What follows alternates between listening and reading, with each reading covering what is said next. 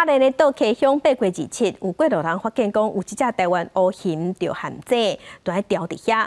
救援队克服地形的难关，赶紧去甲救。嘛发现讲，这只乌熊吊伫遐已经吊2天啊，骹盘以下筋肉嘛拢已经害去啊，即马国不将爱剁掉。即马这只熊已经送上去救伤中心来救治。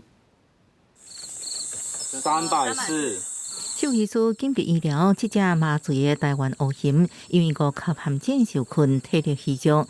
而且下晡，互2个少年发现，报案求救。相关单位得到报案了后，因为现场地形正狭，加上天色正暗，克服定点困难了后，迄日尾暗仔总算到现场开始救治。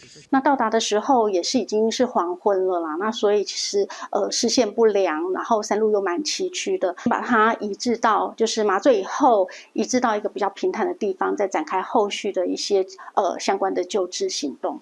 兽医师检查了后发现，这乌熊是亚型母熊，这手掌观察以下明显坏死，推估受困透缩至少2天，只好这等处理。右前肢的腕部以下的地方都明显的已经坏死了，所以就是在现场进行了紧急的一个清创以后，就做了结掌，先送到野湾动物救伤中心这边。经过初步救治了后，乌熊迄一天半暝运送落山，送去救伤中心观察。未来看后续的情形，佮评估野放。根据林务署统计，花东最近4个月已经有6件同款的事件。即马上重是宣导使用改良式蜡具，减少乌熊互陷阱困掉咧。记者综合报道。